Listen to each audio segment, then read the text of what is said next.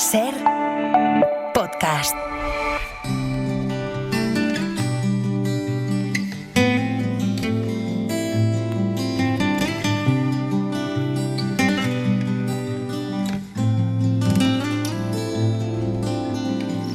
Cuatro años de felicidad intercalar, 4 años de desconfiadas miradas, una historia de amor interrumpida. Maldita sea mi vida. Una rosa nacida entre mis manos y sus púas mi sangre ha derramado.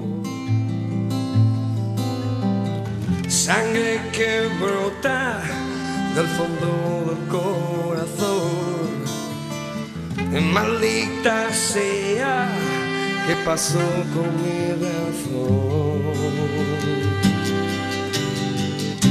Tranquila mi vida, he roto con el pasado.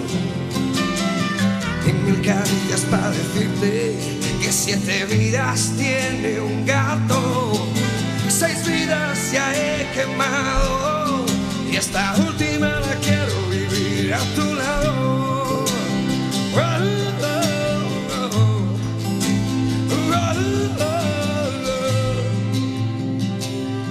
Hola, buenas tardes. Es posible que el ruido y la prisa nos confundan a veces sobre lo que realmente importa en la vida, y una de las cosas que segurísimo a todos más nos importa sin duda es conservar a las personas que queremos. Y cuando esas personas faltan, pues lo pasamos mal, incluso muy mal, hasta el punto de que pueda resultar insoportable. Antonio Flores, por ejemplo, al que estamos escuchando, murió 2 semanas justas después de su madre, de la legendaria Lola Flores, y existe un cierto consenso sobre eso, sobre que no supo sobrellevar la pérdida. Me he acordado de esta historia a raíz de la muerte de Marjane Sarapi, la autora de Persépolis, una novela gráfica que a comienzos de siglo, contando una historia que discurría en mitad de la guerra entre Irán e Irak, provocó un auténtico terremoto literario y no solo literario. Bueno, pues familia, conocida, sobre todo una amiga suya, de esta escritora iraní, ha hecho público su convencimiento de que efectivamente que habría muerto de pena, que ha muerto de tristeza al no poder superar la pérdida de su marido, que falleció hace apenas un año. Me ha llamado mucho la atención esta historia y quería comentarla al abrir hoy la ventana. Marta Delgado, buenas tardes. Buenas tardes. Pablo Morán, jefe de Internacional, buenas tardes. Hola, Carlas. Isaías Lafuente, buenas tardes. Buenas tardes. Además hay existe incluso terminología médica para esto, se conoce como el síndrome del corazón roto, y tiene que ver con esto, cuando una persona, por el motivo que sea, decide, entre comillas, abandonarse y acaba diciendo adiós. Yo es que me parece muy importante. Del concepto médico yo no lo conocía, Sí, pero cuando pierdes a un ser querido también pierdes algo tuyo de alguna manera, ¿no? Algo que se despertaba con esa persona. Y no sé si es una conexión, una forma de estar en el mundo que ya no vuelve de estar, te apagas un poquito también. Hay una socióloga amiga suya que ha contado eso, dijo que iba a dejar de luchar porque quería irse, porque su marido, que era sueco, murió en abril del año pasado y ya está. Y esto a nivel personal, pero si lo extrapolamos a algo un poquito más grande, yo estaba pensando que cuando somos testigos de algo tan tremendo como lo que está pasando en Gaza, en Palestina, en general, cuando vemos a personas ahogándose en el Mediterráneo, o cuando has visto a niños detenidos solos en centros de inmigrantes en Estados Unidos, a mí hay algo que me duele físicamente, y hay algo, no estoy exagerando, o sea, me duele de verdad. Y es un dolor que no pasa y ya está, ¿no? Se queda, no sé, se queda como una cicatriz, no sé, algo de mí se pone más oscuro, no sé si lo emocional y lo físico está conectado. Sí, no sé si eso está claro. Eso, que como que se apaga un poquito la esperanza de que este lugar puede ser un lugar amable. ¿Leísteis Persépolis, por cierto? ¿O tú viste la peli? Yo vi la película, sí. Yo leí la novela, la peli Lo que pasa es que los forenses todavía no han aprendido a detectar la tristeza al hacer la autopsia, ¿no? Ya. La tristeza la conocemos después cuando nos hablan los amigos o los familiares de quién ha muerto y quién se ha dejado ir. Pero yo creo que es que, claro, morir no es solamente desaparecer de esta vida. Yo creo que todos alguna vez hemos muerto. hemos muerto pues porque se nos ha ido alguien o porque tenemos una circunstancia profesional o vital o familiar que hace que se te haga duro levantarte, ¿no? Y afrontar cada día. Y yo, por ejemplo, pensando en esta persona que se ha dejado ir y al final ha acabado muriendo, claro, lo peor es la agonía, ¿no? Porque el cuerpo es muy cabroncete. El otro día lo comentaba. O sea, el cuerpo no va con tu pena, el cuerpo sigue y sigue hasta que resiste, pero mientras tú te sigues muriendo cada día. El otro día lo comentaba, que tú no estabas, el viernes pasado en Valderrobres, el filósofo, como Sí. estábamos haciendo el programa en un castillo, habló del concepto de fortaleza. Ajá. Y citó la historia de Viktor Frankl, en uno de sus libros, cuenta el caso de un compañero. Él sobrevivió a 4 campos de concentración, que no es poca cosa, pero la historia de un compañero suyo, que cuando había rumores de que en Navidad les iban a liberar, el año 42 creo que era, al final ni liberación ni hostias. Y entonces ese compañero suyo ya no tenía ese objetivo ahí a tocar y se dejó ir y en poquitas semanas murió. Por cierto, jefe de internacional de la SER, guerra Irán-Irak, claro, años 80, 8 años de guerra, 8 años duró aquella guerra, cómo ha cambiado el mundo en general y esa parte del mundo en particular. Y cuántas lecciones no hemos aprendido de aquello, y Efectivamente. cuántas veces la historia se repite, Carlas, sin que aparentemente tengamos respuestas, pero simplemente hay que mirar un poquito a la historia, a lo que ha pasado no hace mucho tiempo atrás, para obtener respuestas. Y hoy vamos a hablar precisamente mucho de eso. Sí, pues el mundo ha cambiado y me temo que más puede cambiar y no siempre o no precisamente para bien.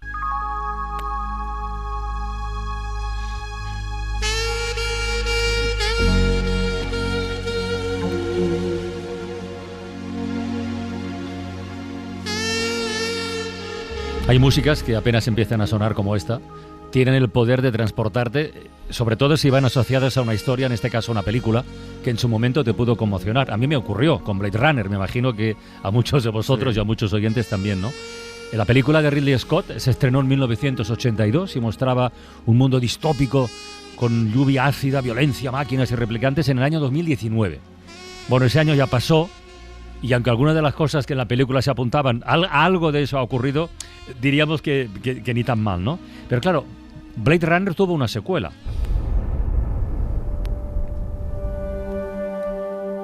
Tuvo una secuela, mi opinión personal, que no tiene ninguna importancia, es que ni la película ni la banda sonora que estamos escuchando están a la altura tan elevada de la anterior, pero bueno, eso ahora, como digo, no es importante. La cuestión es que esa continuación, estrenada en 2017, ahondaba y mucho en ese mundo distópico y lo llevaba a 2049, que es justamente el título de la película.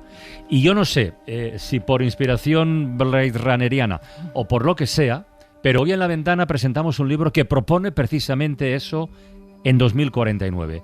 Una distopía de futuro, pero con actores del presente. Yo creo que a los oyentes no les va a costar imaginarse un mundo en el que el trumpismo se consolida en las presidenciales de 2028 bajo una serie de presidencias aislacionistas que aplican una doctrina que llaman Fortaleza América, con la que dan la espalda al multilateralismo y convierten su democracia en una especie de decorado de cartón piedra manipulado por algoritmos, con una economía privatizada bajo la dirección de BlackRock, que es el fondo de inversión más grande del mundo. No falta de nada. No, un lugar en el que China ha construido un imperio invisible a través de sus contratos económicos con los que coacciona a sus socios, una Rusia convertida en una superpotencia tras anexionarse toda Ucrania y otros países de la región con la complicidad de Washington y de Pekín, y que controla además la producción de grano mundial. Y una Europa que no ha desaparecido, pero que ha mutado en una confederación administrativa, ¿no? En una especie de bloque tecnocrático en el que cada país actúa por su cuenta y Bruselas es poco más que una red de oficinas con diseños minimalistas muy cookies, pero sin capacidad de influencia. Si alguien se estaba echando la siesta, creo que acaba de despertar, ¿eh? Bueno, pues en este escenario distópico situado en 2049 se desarrolla el nuevo libro de Arantxa González Laya, que es jurista, pero que ha sido ministra de Asuntos Exteriores de España y desde 2022 es la decana de la Escuela de Asuntos Internacionales de París. Arantxa, buenas tardes. Hola, buenas tardes. ¿Empezamos por Blade Runner o buscamos alguna vía alternativa para enfocar todo esto? No, Blade Runner porque nos da, que no es una profecía, pero que sí es pintar un mundo que puede ser el nuestro si no nos ponemos hoy a trabajar. No estoy haciendo una descripción del mundo que a mí me gustaría, ni el que va a ocurrir, sino el que podría ser si nosotros europeos no tomamos un poco de conciencia de dónde estamos y no nos ponemos las pilas ya hoy. Vamos a pedir permiso a Mario Vargas Llosa y lo de cuándo y cómo se jodió el Perú, dado que el primer capítulo es cuándo y cómo se jodió Europa, pues vamos a responder a esa pregunta. Pues en el 2049, si nos hiciéramos esta pregunta, se jodería el año en el que nosotros dejamos caer Ucrania. El año en el que Rusia gana la batalla de Ucrania. No en la crisis del 2008. O no solo. En la crisis del 2008 es el comienzo del siglo XXI. El siglo XXI no nació con calendario en el año 2001, nació en el 2008. Porque allí ocurrieron movimientos telúricos que no supimos interpretar. Allí Rusia vuelve al neoimperialismo, invade Georgia. Y lo hace en el momento en el que China está haciendo su puesta de largo internacional. Ya no quiere ser discreta, quiere ser una potencia. Con las Olimpiadas de Pekín, en medio de las Olimpiadas, Rusia invade Georgia. Le rompe un poquito la fiesta. Los países BRICS, los Brasil, Rusia, India, Sudáfrica, que ahora están tan de moda, nacen entonces en el 2008. En el 2008 el capitalismo versión americana falla. Y en el 2008 nosotros los europeos entramos en una crisis que dura 10 años, en una década perdida, en el que al entender que compartimos simplemente más que una bandera azul y que no valen respuestas solamente nacionales a nuestro mercado integrado, perdimos 10 años. Algo aprendimos, porque cuando llega la crisis del COVID no hacemos lo mismo. No. Pero perdemos 10 años muy valiosos. Todo empezó en el 2008. Debilitamiento de la ONU, nacimiento de nuevas formas de gobernanza, G20, G8, y el ascenso de China, imparable, y el declive de Estados Unidos, donde sus ciudadanos empiezan a cuestionar que Estados Unidos sea realmente la potencia hegemónica mundial, la que ponga un poco de orden, la que se beneficie con ello.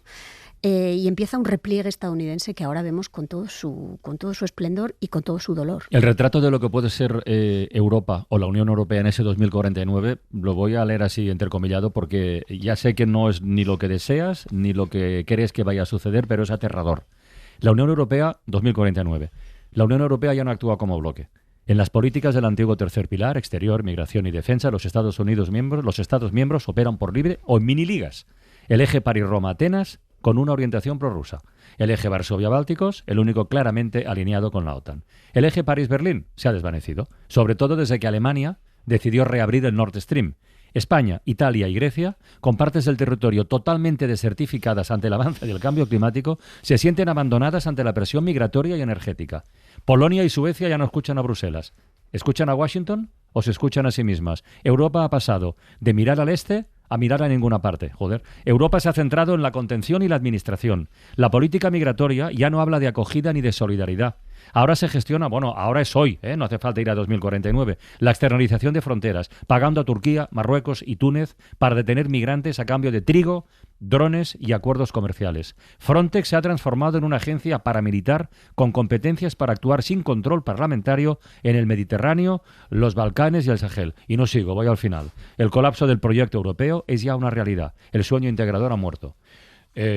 Por lo demás, bien. Es tremendo esto, ¿eh? Hombre, lo peor de todo es que no nos está hablando de 2100, nos está hablando de pasado mañana y algunas cosas que ya están aquí. Pero que esto es lo que nos espera. O esto puede ser lo que nos espera. Tenemos que ser muy lúcidos. Vivimos en un momento en el que necesitamos lucidez, porque la lucidez es lo que nos va a dar energía para actuar. Este libro está concebido para luchar contra la idea de la inevitabilidad de un futuro donde Europa no cuenta. Pero si queremos que Europa cuente en el futuro, tenemos que actuar ahora. Este es el objetivo de Solos en el Mundo, una pequeña llamadita de atención con fondos de Blade Runner. Un libro, Carlas, que no se lee, sino que se devora, ¿no? Es un análisis muy clarificador para unir todos los puntos de todo lo que está pasando en el mundo en todas partes y a la vez. América Latina, África... Y a la vez, todo, efectivamente. Asia, todo, Y esa distopía que nos plantea Arantxa empieza efectivamente con la victoria de Putin en Ucrania. Y ahora mismo, Arantxa, lo que se está planteando, lo que está encima de la mesa es cómo reactivar o cómo retomar ese diálogo con Vladimir Putin. Es el debate que está abierto en Europa, es el debate, en fin, que se está intentando abrir en la opinión pública. ¿Es un error esto que se está planteando? No, yo no creo que sea un error. Lo que pasa es que nos enfrentamos a una pregunta muy difícil y es, en estos momentos Putin, al que le va mal el terreno de batalla, al que va perdiendo cada vez más kilómetros cuadrados de terreno que había conquistado, se siente débil. Y cuando él se siente débil, nos ataca. Y esto es lo que está ocurriendo. Nos envía drones, se los envía a Rumanía, nos hace amenazas híbridas. Entonces, tenemos que ser capaces de imaginar este momento sin darle más oxígeno a Putin, porque ahora mismo no tiene mucho. Entonces, hay que buscar no caer en la trampa que nos tiende, de escalar con la cabeza muy fría, imaginarnos cómo tiene que ser esta discusión, pero sabiendo que él quiere ahora cambiar los términos de la relación. Ahora él quiere fortalecerse y para eso nos va a atacar. No caigamos en la trampa, cabeza fría, pero nosotros a seguir defendiendo Ucrania, porque ahí nos jugamos nuestro futuro. Y francamente creo que también se lo juega Estados Unidos, aunque a veces, viendo la actuación del presidente de los Estados Unidos, tengo mis dudas. Claro, hasta ahora nos has hablado, claro, de líderes, de potencias, de países, de invasiones, que estas las encontramos en los libros de historia, ¿no? Pero, ¿y el poder de las grandes corporaciones? Es decir, estas grandes corporaciones que tienen más ingresos, más producto, que controlan los canales de información por las que ya circula la desinformación y la propaganda. ¿Cuál es el papel y cómo nos enfrentamos a ellas? Sí, es una muy buena pregunta, Isaías. Hay un capítulo entero dedicado a los algoritmos, que es en realidad la expresión práctica del poder de estas empresas tecnológicas, la manera en la que los algoritmos están vaciando nuestra democracia. Porque en realidad los algoritmos lo que hacen es, nos construyen en tribus separadas, vacían ese suelo común que nosotros necesitamos para ser democracia. Divide y vencerás. Si no tenemos este suelo común, no podemos tú y yo negociar, no podemos discutir, no podemos debatir. Tú te encierras en tu versión y yo me encierro en la mía. Y como tú tienes razón y yo también la tengo, polarizamos una sociedad que nos impide acordar aquello que necesitamos acordar para responder a los problemas que son problemas comunes. Esto es lo que está ocurriendo con los algoritmos y por eso es tan importante que la Unión Europea no ceje en su empeño de regular los algoritmos, a pesar de que las empresas tecnológicas estadounidenses le digan a Europa que con eso está acabando su propia tumba, claro, de no innovar y de perder la carrera de la innovación. Porque la innovación en Europa tiene que ser con democracia. Nosotros no queremos una innovación que vacíe de contenido nuestra democracia. En esta distopía que decía Pablo que se devora, es muy fácil. ¿Me dejáis un leerla? segundito? Que esto no es distópico, sobre información de última hora que creo que tiene mucho interés. La NASA ha detectado una fuga en la Estación Espacial Internacional y está preparando ahora mismo una evacuación urgente de los astronautas, que son, por cierto, un ruso, un francés y 2 norteamericanos. Les han dado órdenes de que se vayan a la nave auxiliar que tienen. Están intentando reparar esa fuga, pero es una situación peligrosa y ha ordenado la evacuación. Es el titular que tenemos ahora, sí, escueto, pero vamos, lo quería comentar porque parece que nos hemos puesto de acuerdo para contar cosas así catastróficas o catastrofistas, pero es lo que está pasando y seguiremos pendiente de cualquier novedad. Dicho lo cual, sigue Marta. No, estaba pensando a raíz de esto que en la NASA o en los proyectos espaciales es todavía un ámbito sí, en el que todavía sigue la cooperación internacional. Pones cara de que no, o que cada vez menos. Pongo cara de que no, porque ese es un nuevo terreno de conquista a futuro. Cuando yo oigo ahora a las grandes tecnológicas que encuentran límites en la Tierra, límites que los ciudadanos no quieren que se contamine el agua, no quieren que suba el precio de la energía y sobre todo no quieren centros de datos en la parte trasera del patio trasero de su casa. Eso es lo que está ocurriendo. Estas empresas tecnológicas ahora dicen, yo quiero un mundo donde no haya límites. Y han pensado en el espacio, en poner centros de datos que se beneficiarán de la energía solar en el espacio. Es decir, que después de haber colonizado la Tierra, la ambición ahora es de colonizar el espacio. Sí, sí. Pero claro, el espacio es un bien común. El espacio es un terreno de todos. ¿Cómo hacemos para que en este espacio quepamos todos y no solamente las constelaciones satelitares de una gran empresa tecnológica? Leyendo esta distopía, uno se acuerda de aquellas palabras de von der Leyen de marzo, ¿no?, en las que dijo que Europa no podrá seguir siendo la guardiana del viejo orden internacional en un mundo que se ha ido para no volver. Y en ese momento muchos se llevaron o nos llevamos las manos a la cabeza diciendo, ¿cómo dice esta mujer esto? Bueno, pues a lo mejor lo que está describiendo es una realidad.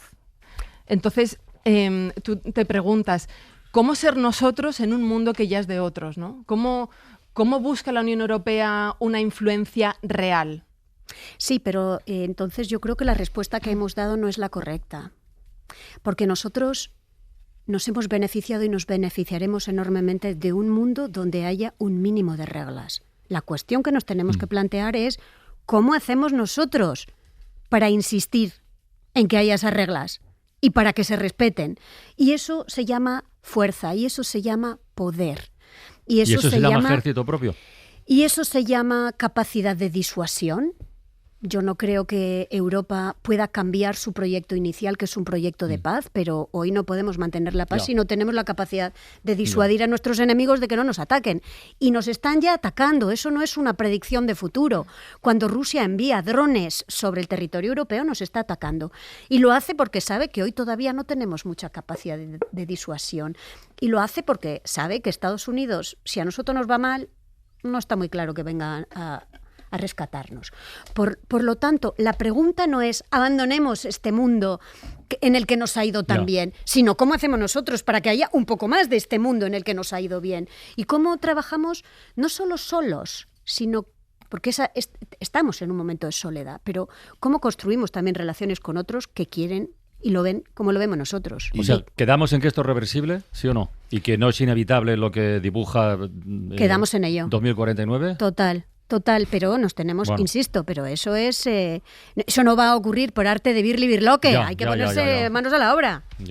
¿Y ves a gente capacitada como para ponerse manos a la obra entre los líderes mundiales que gobiernan algunas de esas potencias? Yo sobre todo lo que quiero es un activismo ciudadano. Porque no solo son los líderes. Los líderes en las democracias tienen un apoyo ciudadano. Y yo lo que busco modestamente con este libro es llamar a la conciencia ciudadana, construir una conciencia europeísta, un nuevo patriotismo europeo que parte del principio de que Europa no es solamente una colección de naciones que tienen en común una bandera, sino que compartimos profundamente unos objetivos y estamos dispuestos a aceptar unos costes para que esos objetivos sean los nuestros. Esto es lo que necesitamos ahora. Más ciudadanía europea y, por supuesto, si tenemos una ciudadanía que empuja, tendremos unos líderes que lo respetarán y lo empujarán. Quiero volver un momento al Blade Runner, segunda parte del año 2049. A ese año de posibles distopías evitables, por lo que nos dice Arantxa. Quédate con nosotros, que esto no ha terminado. Y quiero volver para destacar que en un momento de la película suena una canción de Frank Sinatra, concretamente esta canción. Came blowing in from across the sea. Apelo a la memoria cinéfila de nuestros oyentes. Si estuviera Bollero le preguntaría, pero como no está. Esta música suena en una escena que discurre dentro de un casino abandonado. Mira Arantxa cómo hace que sí con la cabeza. Cuando el personaje de Ryan Gosling, el agente K, entra por ahí y, hostia, se encuentra con un holograma muy grande de Frank Sinatra que de repente se pone a cantar e incluso interactúa con él. Claro, esto de los hologramas de gente de la música que ha palmado, esto ya lo hemos visto, esto no es nuevo, pero vamos a profundizar un poquito más. Y ojo que en nada estaremos hablando otra vez de geopolítica, pero de momento apuntemos algo, que es lo siguiente. Una canción no es nunca una canción, es la banda sonora del día que me dejaste, el primer baile cuando todavía bailábamos, es la sintonía de la merienda de la infancia. Mi padre poniendo un vinilo un domingo por la mañana. Es el coro desafinado en los últimos asientos del autobús del colegio. O ese otro coro vociferante en el primer concierto adolescente. Es lo que pusiste en el coche para pedir perdón o para hacer unas risas. Las máquinas guardan en sus memorias monstruosas toda la música que se ha tocado. Todas las letras, todas las novelas, los poemas, los ensayos, todos los versos de Shakespeare, todos los cuadros. Y quizás su capacidad de cálculo permita a las inteligencias sintéticas asociar a cada una de esas obras un estado de ánimo. Una máquina puede explicar el significado de cada una de las 78 palabras del soneto más famoso de Lope de Vega, pero no podrá sentir qué es olvidar el provecho y amar el daño, o creer que un cielo en un infierno cabe. Esto que acabo de leer pertenece a un ensayo, otro libro, Hoyo en la Ventana. Pertenece a un ensayo que se publica esta semana, un ensayo muy, muy recomendable, titulado Bad Bunny ganó a las máquinas. Sí, ya sé que a estas alturas el nombre de Bad Bunny compite en insistencia mediática, incluso en pesadez, con el del Papa León XIV, ya lo sé. El Papa aún no ha llegado, pero Bad Bunny lleva ya 4 conciertos. Y la primera canción de los conciertos siempre es esta. Benito, hijo de Benito, le decían Tito, el mayor de 6, trabajando desde chamaquito, guiando camiones como el pai y el abuelo. Aunque su sueño siempre fue ser ingeniero, un día Tonito lo invitó para hacer una mudanza, para buscar salguito, par de pesos, para algo alcanza. Gracias a Dios que ese día no estaba bici, porque en la mudanza fue donde conoció a Lizzy, la menor de 3 que se criaron con doña Juanita, porque su papá y mamá partieron estando chiquita. Prometió graduarse antes de casarse y lo cumplió diciembre del 9-2. Con Tito se casó antes de irse para el Migrante, donde se conocieron, vivieron en Morovi, en donde hicieron al nene, que en Bayamón por primera vez vieron. Un aplauso para mami y papi, porque en verdad rompieron.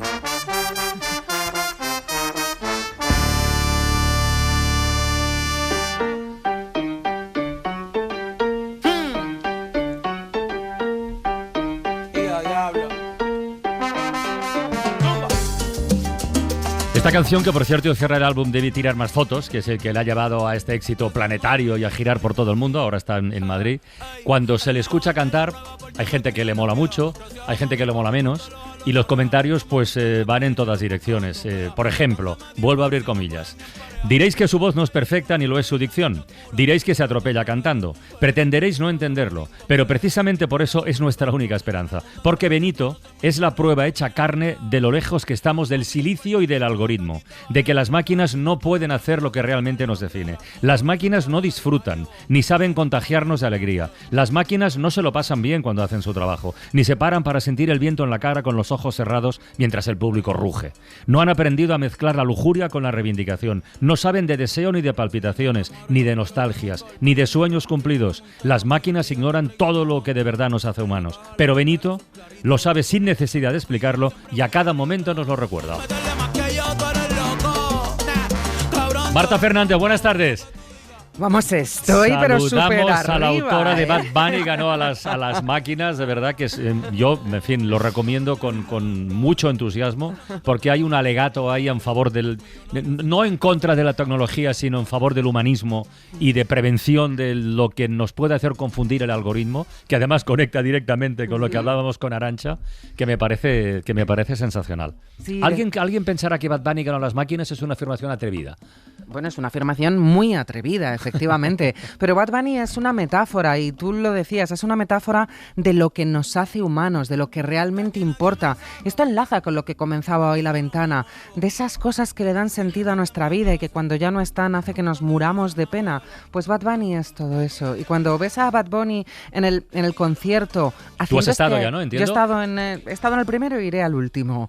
Pero cuando hace este alegato, que es un alegato por sus padres, por la lucha de sus padres de quedarse en Puerto Rico y un homenaje a cómo se enamoran y a cómo nace él, creo que todo el estadio se queda absolutamente prendido, y cuando él aparece y hace esa pausa de complicidad con el público, no es solo lo que canta, no es solo lo que hace en el escenario, es lo que consigue de la comunión y del ritual con su público. Y eso no lo consigue un algoritmo que te hace una canción perfecta. Fíjate que con todo el follón, en el mejor sentido de la palabra, que montó en el descanso de la Super Bowl, Nieves con Costrina, que no es que sea una fan declarada de Bad Bunny ni del reggaetón, más bien no diré lo contrario, pero casi, hizo un análisis de todos los gestos, las canciones que eligió, las letras que seleccionó, todas con un mensaje, y un mensaje de activismo cívico y social, que fue una auténtica delicia descubrirlo, porque lo primero que te pone en contacto con la música pues es o las ganas de bailar o no, o me gusta o no me gusta, o el entretenimiento o la fiesta, pero esa hondura en todo el trabajo de Bad Bunny. ¿Tú hace mucho tiempo que le sigues? Sí, a mí me gusta desde sus épocas de trapero, esto tengo que reconocerlo, y me gusta por la curiosidad, porque, a ver, yo también soy un poco conversa, porque yo al principio decía, pero este chico, ¿qué hace? ¿Por qué le gusta tanto a la gente joven? Claro, yo no tengo una edad para que me guste Bad Bunny. ¿Qué es lo que le hace tan especial? Y entonces empecé a escuchar su música y dije, claro, es que este tío es muy bueno y está haciendo algo muy interesante. Y cuando va Jimmy Fallon y hace una reivindicación por las mujeres trans, por ejemplo, porque había habido un asesinato en Puerto Rico, me pareció que había algo ahí muy interesante que no era el reggaetón, como a mí me lo habían contado. Y es que Bad Bunny no es el reggaetón reggaetón, como nos lo han contado. Es la Dile, canción dale. protesta del siglo XXI, ¿no? Claro, el siglo eso pasado es. hablamos de Víctor Jara. No solo, pero también hablábamos de Mercedes Sosa, de Violeta Parra, y ahora hablamos en contra del colonialismo, de la crisis de la deuda, de la gestión del huracán María, Total. de las personas que tienen que emigrar de Puerto Rico porque está asediada por el país que lo maneja, ¿no? Sí, sí. Entonces, claro, es un alegato que muchísima gente, con el que muchísima gente conecta. Claro, totalmente, y además el reggaetón, el perreo revolucionario, es el que prácticamente consigue echar al gobernador Sí. Ricardo Rosselló Bueno, esto- del poder en el verano boricua. Claro, yo animo a todos los que nos estén escuchando que busquen esas imágenes que hay de Bad Bunny con Residente y con Ile cantando y perreando delante del edificio en el que Defiendes está el perreo como gobernador. acto revolucionario, ¿eh? Sí, pero es que lo defienden ellos. Sí, sí. Y luego hay también un acto revolucionario femenino del perreo. Sí. 8 tías perreando juntas. Pues somos 8 tías poderosas, y te lo digo porque estábamos varias mujeres que no nos conocíamos a la entrada del concierto de Benito y que nos conocimos allí, nos pusimos a perrear juntas y había algo muy poderoso en esas mujeres. Que Déjame estábamos contar allí. esto del huracán porque es un capítulo concreto de tu libro que se titula Una velita, que es el título de una canción y que merece la pena para quien no la conozca descubrir esta historia.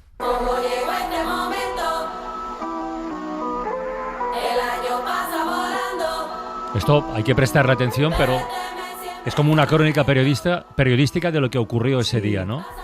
Y que en tu libro viene descrito de la siguiente manera. El cielo está... El 20 de septiembre de 2017 no llegó a amanecer en Puerto Rico. Sobre la isla se cernía la oscuridad del cielo nocturno preñada de una oscuridad más profunda. Los puertorriqueños llevan siglos bregando con la furia de los cielos. Cuando se anunció una nueva tormenta tropical en las Antillas, se convencieron de que era una más de la temporada. Pero en menos de 24 horas se había convertido en un huracán de categoría 5, María.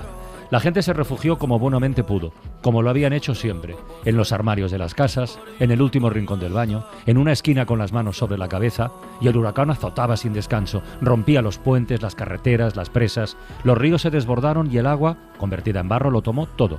María había desgarrado Puerto Rico y a los puertorriqueños. Las autoridades se aprestaron a dar una cifra oficial de víctimas, 64. Tuvo que pasar casi un año para que un estudio revelara que 4.645 personas fallecieron como consecuencia del paso del huracán María. La tormenta dejó al descubierto la ruina política y moral de las élites puertorriqueñas. La ayuda del gobierno federal llegaba con retraso y con desgana. Los padres de Benito pasaron 3 meses sin electricidad en casa y fueron de los afortunados. En algunos lugares se tardó más de un año en restablecer el servicio. Había pueblos enteros reducidos a cascotes. Un año después de la hecatombe del huracán María, Bad Bunny se estrenaba en la televisión norteamericana en el show de Jimmy Fallon. Era un momento importante en una carrera que ya despuntaba. Ese día, Benito decidió que si tenía una voz que iba a ser escuchada, se la tenía que dar a los suyos. Quien pensara que el conejo malo era un trapero más, ese día tuvo que quitarse la venda. Benito iba a convertirse en un símbolo de eso que se llamó la generación de la crisis. Benito ha expresado muchas veces su dolor por no haber estado en Puerto Rico cuando llegó María. Por eso que comentabas, cuando en 2019 se desató el escándalo que acabaría con la dimisión del gobernador Ricardo Rosselló, no dudó en interrumpir su gira europea y volver a San Juan. Se habían filtrado mensajes en el móvil del político en los que se burlaba de las víctimas del huracán, cargaba contra las mujeres, contra los homosexuales, contra los periodistas. Total, los jóvenes se echaron a la calle para votar a Ricky, salieron masivamente y convirtieron en arma de protesta y de victoria el perreo. Esa es la historia de lo que ocurrió después del huracán y del papel que tuvo como activista cívico Bad Bunny. Sí, convertido en estrella universal. Sí, él siempre dice, yo no soy un activista, yo hago las cosas porque es lo que me pide el cuerpo. Qué bonito todo lo que le pide el cuerpo a Bad Bunny cuando escuchamos a Bad Bunny. Pero claro, toda esta historia, si trasciende, es porque una persona como él, con esa fama, decide que su voz no es solo suya, sino que también es de sus compatriotas y se la da la voz a los compatriotas. Y cuando luego escribe esta canción, Una velita, él es ya muy, muy, muy famoso, pero no quiere dejar que esa fama pase sin reclamar lo que pasó en la isla, porque lo malo no fue el huracán. Lo malo fue lo que vino después y que después. Washington se desentendió de reconstruir esa isla. ¿Ves, Arantxa, cómo volvimos a hablar de geopolítica? Es que tiene que ver con... ¿Ves cómo estamos hablando de es lo que mismo? todos los caminos nos llevan a Roma. Sí, en este caso a la geopolítica. En este caso a Estados Unidos. ¿Os acordáis cuando Trump se presentó 2 semanas más tarde del huracán María tirando rollos de papel higiénico a los damnificados? Total. Es que fue una humillación constante. Como siempre, pero fíjate, decía antes Arantxa lo importante que es que estemos todos juntos en la Unión Europea. El mensaje final de Bad Bunny en la Super Bowl era juntos somos mejores. Y ese es su mensaje desde hace mucho tiempo y por eso pedía que juntos América, desde el sur hasta el norte, qué bonito cambiar el eje, estuvieran teniendo su voz representada, ¿no? Pues en Europa pasa lo mismo, desde el sur, que somos nosotros, hasta el norte, que tengamos nuestra voz representada. En el libro de Arantxa se habla, hay capítulos dedicados a cada parte del mundo, y en el de Latinoamérica se habla de cómo se erige la gran valla americana para contener el flujo de migrantes, que la detención, el secuestro, le podemos llamar como queramos, de Maduro, es el que da ya la señal definitiva de que se ha roto el orden internacional.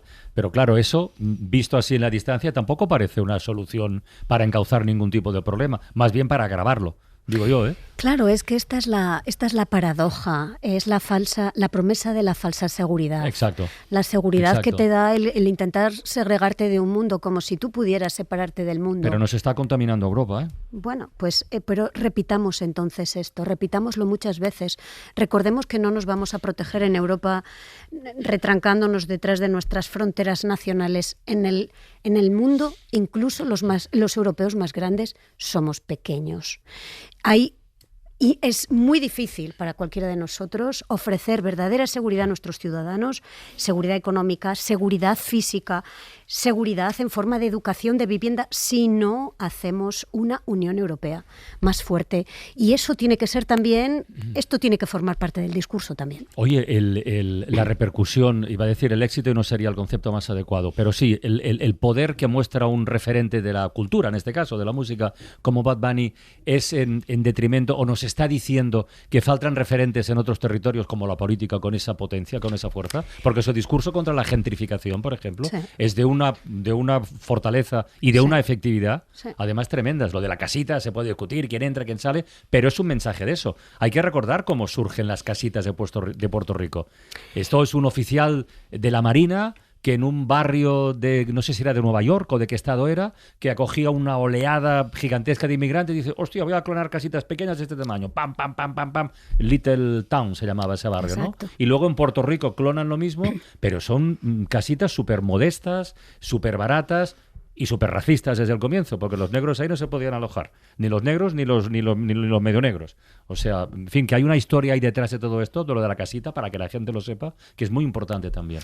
Mira, yo escuchaba a Marta y recordaba el concierto del último de la fila aquí en Madrid, al que tuve ocasión de acudir hace unos días, y hacía mucho tiempo que no sentía una conexión tan grande con esas 60.000 personas que estábamos juntas en un estadio.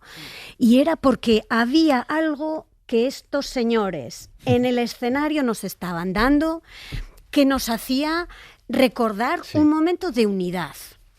Y decía una cosa, Carles, dice Manolo García dice una cosa que yo la he hecho como el lema de la Unión Europea. A ver. Que no nos ocurra. Soy un accidente, soy un error de medida. Soy un accidente, soy un viajero de barro que se lleva la corriente. Es que nosotros no queremos ser un error de medida. Los europeos tenemos ambición de no ser solo un accidente. Queremos estar ahí, queremos perdurar ahí. Y yo creo que casi lo voy a hacer como el lema, ¿no? El último de la fila como el lema de una Unión Europea, de una Unión Europea unida. Y nos recordaba, como nos lo recuerda Bad Bunny, todos esos valores que al final nos une por encima de nuestras diferencias, ¿no? A veces nos empeñamos en poner el trazo sobre las diferencias, pero no hablamos de lo que nos une. Ellos lo hacen. Dejadme leer un último fragmento para esto de los humanos y las máquinas y los sentimientos y lo que está planificado de antemano, que creo que está bastante bien. Es el capítulo titulado Nadie sabe lo que va a pasar mañana. Dice, es que esto de verdad, hay que prestar mucha atención a esto. Antes de perder la atención, los humanos perdimos nuestra capacidad de asombro. Ayer hablamos mucho en el Biopar de Valencia del asombro de los niños, de esa mirada cuando llegan a ese lugar que parece una selva amazónica con animales correteando en aparente libertad, esa mirada de asombro que nunca se puede perder. Bueno, pues antes de perder la atención, los humanos perdimos nuestra capacidad de asombro. Dejamos de mantener el interés en las cosas porque nada nos sorprendía, nada era lo suficientemente raro, nada era nuevo. El truco más sucio de las máquinas fue robarnos poco a poco el deslumbramiento, la alegría de descubrir, el estupor, la extrañeza. La tecnología nos abrió todas las ventanas, mira, hasta las que no existían, y nos acostumbramos a todo. Naves espaciales surcando las pantallas de cine, dinosaurios haciendo temblar el agua de un vaso y a los espectadores en sus butacas, muertos vivientes bailando al ritmo de una canción pop de los 80. Con el tiempo, todo nos empezó a parecer normal. Los efectos especiales dejaron de ser efectos y, sobre todo, dejaron de ser especiales. Se podía aniquilar nuestro planeta de cualquier forma posible. Un meteorito, un tsunami gigante, una invasión extraterrestre. El único apocalipsis que no vimos venir era el que las máquinas tenían preparado para nosotros. El del aburrimiento. Esto es maravilloso. A mí me sigue impresionando. Cada vez que monto un avión digo, es imposible que esto vuele. Sí? Y la gente entra con una normalidad que digo, pero no sois conscientes de lo que va a pasar dentro de 5 minutos, bueno, ¿no? O que salgas a la calle cuando has dejado tus cubos de basura y de repente por la mañana ya no están los cubos de basura. Quiero decir, eso es de una organización cooperativa que es la que nos ha hecho progresar, pero desde la época de las cavernas. Es decir, desde la época de las cavernas no hemos crecido porque hubiera gente muy iluminada. Era sencillamente porque la poca gente que había empezó a cooperar, cada uno haciendo lo suyo, ¿no? Y me parece clave eso. Y a mí, por ejemplo, de este hombre que me separa absolutamente todo, también es verdad que tampoco... Pues yo te he visto mover las caderas muy bien, yo con mucho estilo. muevo, sí, bueno, pero no con Bad Bunny. Lo que sí que veo es que es de este tipo de personajes, que lo veo también en Rosalía, por ejemplo, que hace lo que les da la gana. Y en ese sentido sí que están venciendo al algoritmo, ¿no? Porque tenemos muchos productos de gente que tiene un éxito y ya toda su carrera musical o artística está en exprimir ese éxito. Estos en cada giro nos deslumbran con una cosa nueva, que unas te gustarán más y otras menos. Has hablado de aviones, pero ¿y la Estación Espacial Internacional? ¿Novedades, Javier Ruiz Martínez? ¿Algo nuevo de eso que hemos dicho de que estaban evacuando los astronautas? Bueno, os lo explico de la forma más tranquila que se puede explicar, porque evidentemente son las vidas en riesgo de 4 personas que están allí, la Crew 12, Jessica Meir, Jack Hadaway, Sofía Denot, que es francesa, y Andrei Fedayev, que es de Roscosmos, de los rusos. Sí, el apellido de la pista, La situación es la siguiente. En la zona rusa, desde hace años ya, hay fugas de aire. Esas fugas se vigilan constantemente, la NASA, Roscosmos las vigila constantemente. En una de las zonas de la parte rusa hay una fuga que ya desde hace años no consiguen arreglar. La Estación Espacial Internacional ya sabéis que es muy vieja, está a punto de jubilarse, de hecho en 2030 es bastante probable que vayamos a perder el que es el objeto espacial más grande construido por los seres humanos, que está... ¿Y no hay recambio? No hay recambio. De momento nosotros no, lo tiene China, pero la de China será de los chinos, no será nuestra, que tiene que ver también mucho con esto que estáis hablando hoy aquí. Entonces, ¿qué está pasando? En los últimos días, desde el lunes hasta hoy, se han dado cuenta que la fuga de aire que se está produciendo es mayor de lo esperado. Es decir, se está saliendo, he hecho el cálculo aquí porque me lo han dado en libras, 370 litros de aire al día. Que puede ser hasta 2 libras, por tanto 740 litros de aire al día. En función de cuánto más grande se vaya haciendo esta fuga, mucho más riesgo hay. ¿Qué ha hecho la NASA? Ordenarle a los 4 astronautas de la Crew 12 que se vayan a la cápsula Dragon, es decir, la cápsula que les permitiría salir y volver a la Tierra y ponerse los trajes espaciales. ¿Implica esto que los van a evacuar? De momento no. Todavía no se ha dado esa orden. Si ocurriera, sería la primera vez en la que se produciría una evacuación total de la Estación Espacial Internacional. Nunca ha estado vacía, nunca ha habido 0 astronautas a bordo de la Estación Espacial Internacional. Os recuerdo que la anterior tripulación, la Crew 11, fue la primera evacuación médica de la historia. Uno de los astronautas sufrió un problema médico muy grave, los tuvieron que bajar. En fin, llevamos una muy mala racha. Javier, aquí como no perdemos la capacidad de asombro, toda la mesa está asombrada por la camiseta que llevas. Es casualidad. ¿Te la has puesto porque lo veías venir? No, es pero casualidad. mezcla todos los temas. Por favor, descríbela.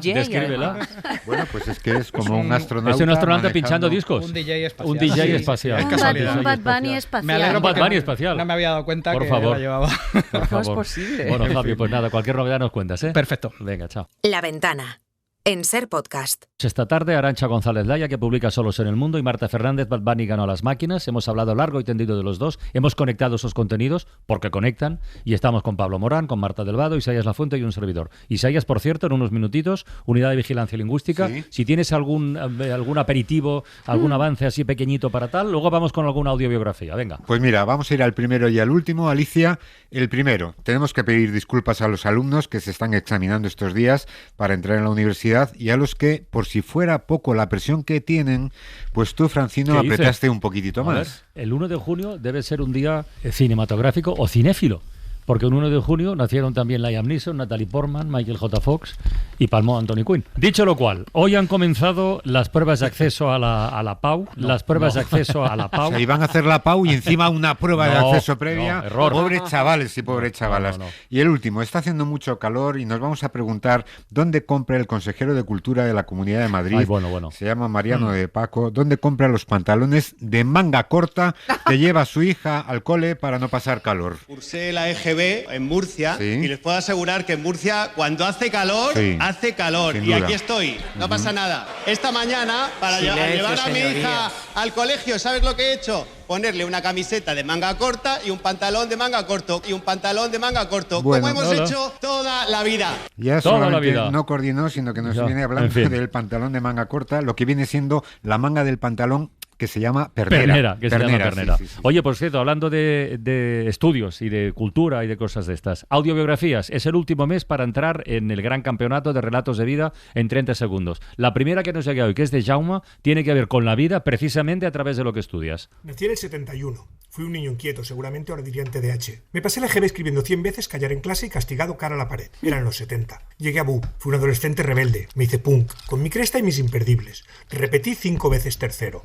No sé si porque era un mal estudiante o porque no encontré buenos profesores. Aprobé el selectivo copiando. Me hice skinhead, de los buenos, de los antirracistas, con mis botas y mis tirantes. Me matriculé en filología catalana y me enamoré de mi lengua. Hoy soy profesor de secundaria. No sé si bueno o malo, pero intento ser el profesor que me hubiera gustado tener. No está nada mal, ¿eh?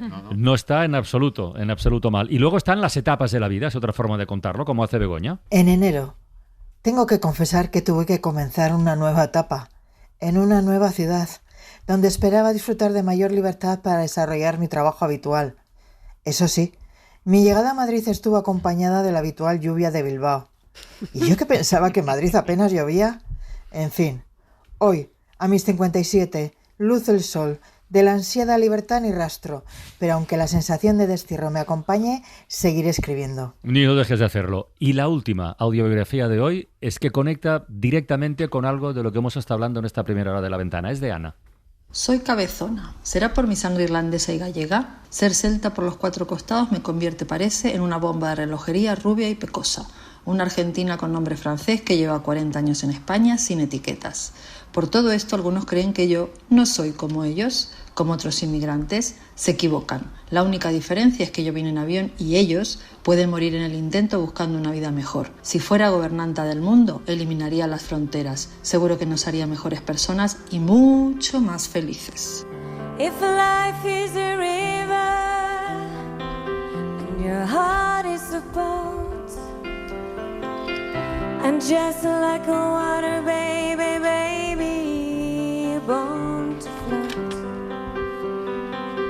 And if life is a wild wind that blows way on high, and your heart is Amelia dying to fly, heaven knows, no frontiers, and I've seen heaven in your eyes. Arantxa González Laya, Marta Fernández, muchísimas gracias a las dos. Un gran placer, Carles. ¿La habéis pasado bien? Fenomenal. Pues yo que me alegro. Pues volvemos pronto. Cuando queráis, cuando queráis. Para no perderte ningún episodio, síguenos en la aplicación o la web de la SER, Podium Podcast o tu plataforma de audio favorita.